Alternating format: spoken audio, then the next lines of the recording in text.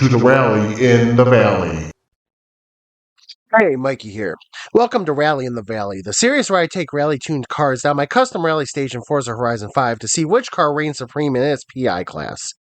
Today we have a fun and varied group of vehicles in the second group of S1 class taking to the course, going over a bumpy and technical 4.2-mile course to determine who is the champion of S1 Rally.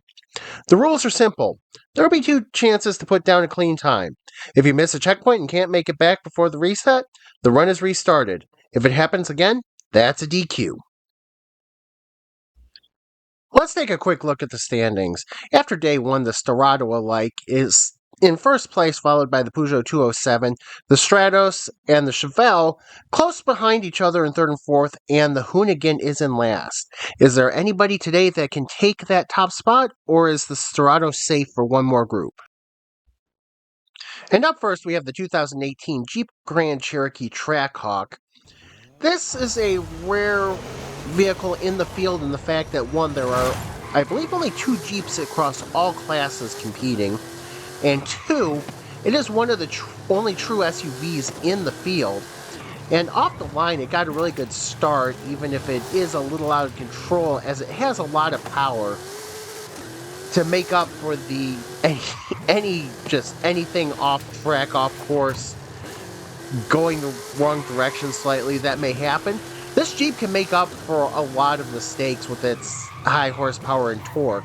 So not only does it have the power to get up to a high speed, it has the power to immediately get going. And as you can see going into the valley, there have been a few excursions in odd places, but the Jeep, other than road sections so far, so basically anything that's off-road, has been fine. It's just, again, in one of those situations where being on tarmac is really not good, and just clipped the check mark there as I flew through into the wall, as this Jeep has a lot of power and maybe not the best control of it. Some vehicles in Forza Horizon 5 do have better feels than with the controls and with like throttle control and all that.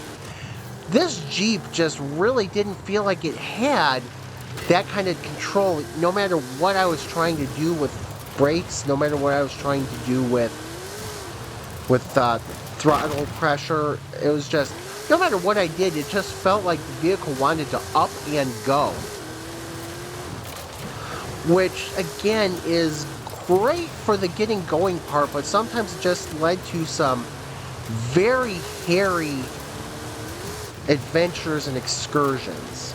So as we head towards the end of the second gravel section, there really was not a bad time despite how bad the run actually felt. And going into this last section, I was almost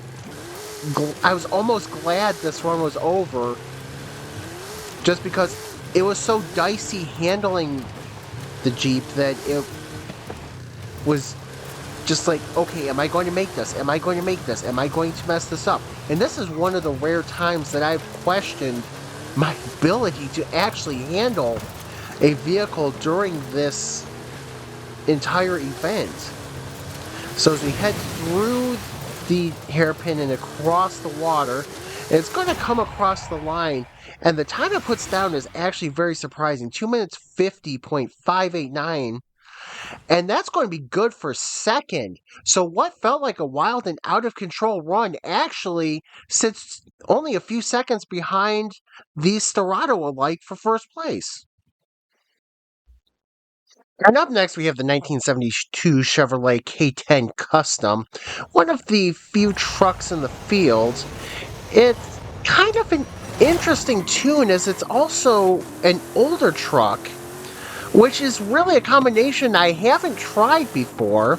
And getting off the line, you can tell it definitely has some truck characteristics. The high center of gravity, the body just kind of feels like it's floating. The back end feels light, as you would normally expect in a pickup truck. As you can see, I go a little oversteery and go a little extra around that corner, but get it back under control.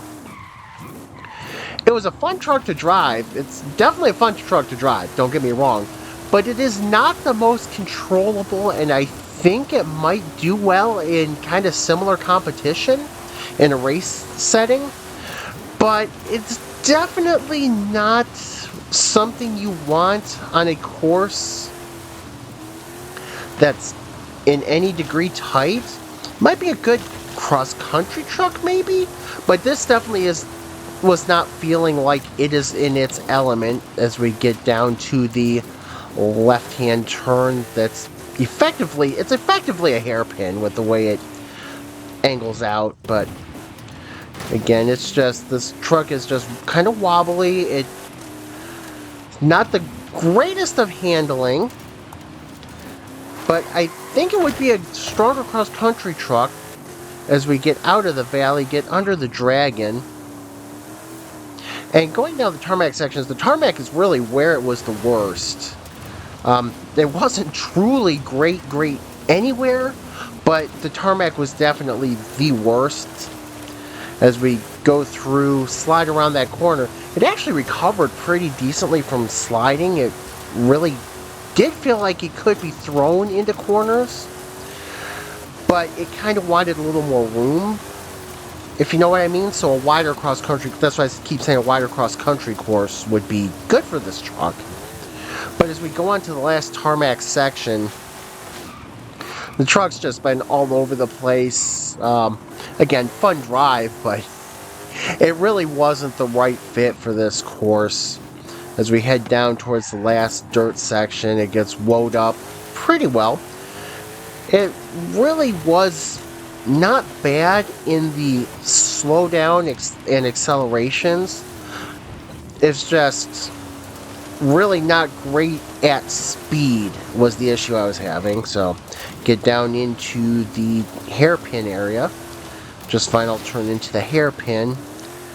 And it did have to be taken a little bit slower than normal. Went through the water okay, probably could have pushed it a little more, and finally makes its way across the finish line, finishing with a 2-minute 54.726 second time.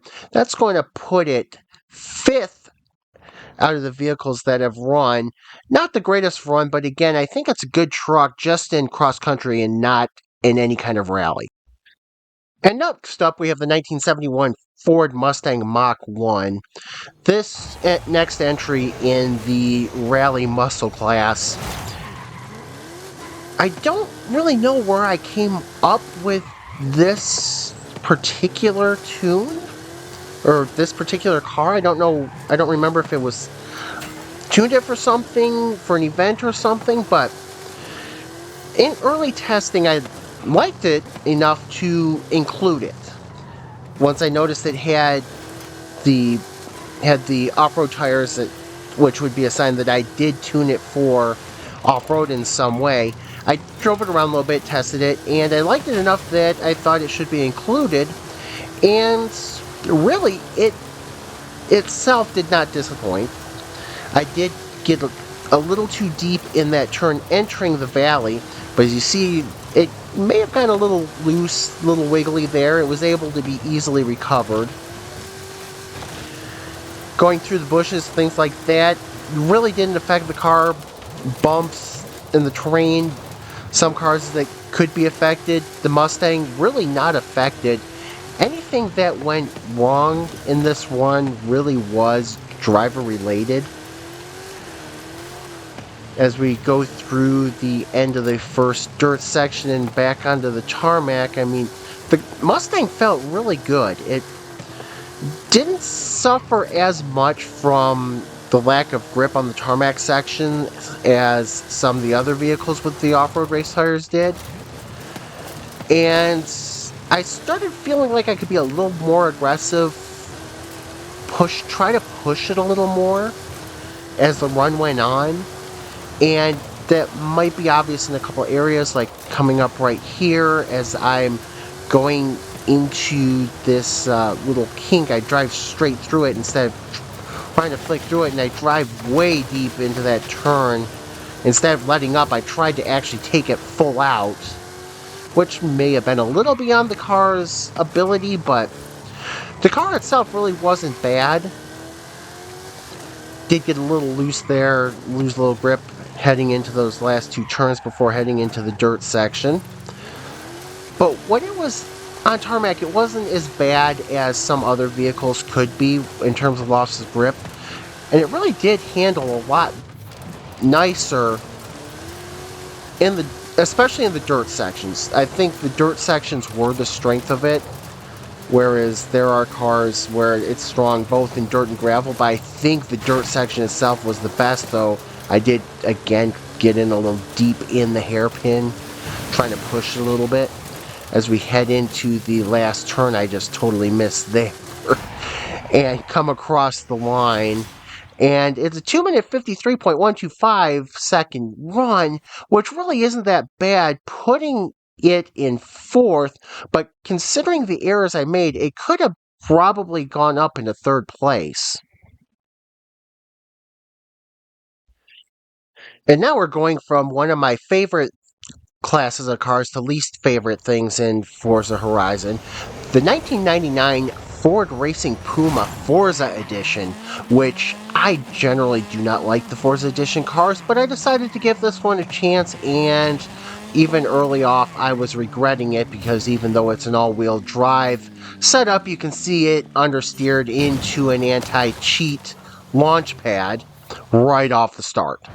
So, in order to play by the rules, it gets a second run in an attempt to put down a clean time, which meant I basically had to back off on this car, and it really was not great. As you can see, I pounded a boulder. The oversteer in this car was astounding. It never felt like it was actually gripping the ground, which is really weird. But the Forza Edition cars, if you're not familiar with them, they come tuned in a way, they come with parts and stuff that put it at the top of the PI class. So this is a 900 PI car. But it doesn't necessarily mean it's ideal. It had actual off-road race tires. It has suspension, it has the rally suspension. It has adjustable aero. But it just feels like this whole car is disconnected, and it just doesn't seem to truly like itself. It just wants to be free to fly around, float around, spin around. As you can see, it just moments ago, it got up on a bump and started kind of knifing itself to the right. It really was not a comfortable drive, and it just so much oversteered that it effectively just wasn't effective. To put it, it's an odd way of saying it, but it wasn't effective. It was almost like it wasn't fully planted on the ground, so it would somewhat react, but the reaction didn't feel right, and it didn't feel like it was completely there. So as we get off the gravel section, as you can see, again, it just basically is not maintaining any grip at all. It's almost a hydroplane feel to this car. As we plow through the checkpoint sign, luckily those flags bend because that would have been an end to the run, but again, it's just one of those situations there. Another grab the flag by the pixel, I think. I mean, this really was not a fun car to try and take down this course. And at this point, it's just like, I am glad to see that final left is coming, because it means this run is finally over, and it is finally over. 2 minutes 59.064. Only beating out the the Cossie, which was another nightmare to drive, putting it in 8th out of the 9 cars that have run so far. And up next is the third Mitsubishi Lancer Evolution 10 GSR. This time the S1 version. This one's built to mid S1 class. It's the same family as Rally Lancer in B class, and there's also an A class variant as well. And like both of those, this car is really handling the course pretty well to start. It doesn't seem to have the trouble at times with the traction that the cars with the off-road race tires tend to have on the tarmac sections, which was making it a much friendlier drive going into the valley section. And as you see, smoothly entering the valley section, the car really felt good. So this first half of the valley really is a lot smoother, but when you start getting around here, here's where you start noticing the bumps, and again, you can just see a couple areas where it would be easy to get very unsettled, and it didn't really get unsettled. It did get a little loose. It is a car all of the Lancers do like to be thrown around, and on this course where you don't really have all the space in the world to be throwing it in sideways, sometimes that doesn't help, but it does help with the recovery as we are currently back on track as we are starting to exit the valley. But again, just nothing that I'm throwing at this car is really unsettled, as you can see a smooth transition onto the next tarmac section heading under the Dragon. Again, just maybe a little bit of a slide there, but not as bad as we've seen with some other cars as we head onto the gravel and through the trees. I am going to be overdriving the car a little bit here, but that was a little bit of an overdrive. But again, it was able to get settled even with the help of a brick wall. It was able to get itself back up and going. And it was just really a good car, just a little bit of an overdrive there. As we head through the section, again, just this gravel section tends to be an area where it can be fun to try to hold on to the car. It is a little bit bumpy, as you can see. It did get a tiny bit of airtime there, but not much, wasn't affected, and was able to keep smoothly on its way. As we're starting to head towards the last dirt section, towards the finish, I'm glad I did not get launched there, as there is an anti-cheat launch pad. But we get through that corner, turn in maybe a tiny bit early, but still not too bad. Was able to get back, recovered, get around the corner, get through the shipping containers, through the last checkpoint before the hairpin section. And again, this car is just handling everything thrown at it very well. The run felt really good as we get out of the hairpin and towards the water. Got through the water very well, and heads across the finish line, and it's going to put down a time of 2 minutes 50.055 seconds, and that's going to be the last car of S1 for this week. As you can see, the Hoonigan and the Racing Puma are in the back, but there's a group between 2nd and 8th in that 252 to 254 range, and the Mitsubishi Lancer Evo 10 is going to finish 2nd in 2 minutes 50.055 seconds, which means it's going to end the day in Group 2 of S1 in 2nd place behind the Stratos, which still holding out a very dominant time, followed by the Trackhawk. And this is just going to be going down to the wire in a few weeks when the last group of S1 goes. But join me again next time when the last group of B class is going to take its run. Will Rally Lancer hold on to its position, or is something else going to take its place? Join me again in about 2 weeks to find out. So until next time, have a good one, and I will see you later.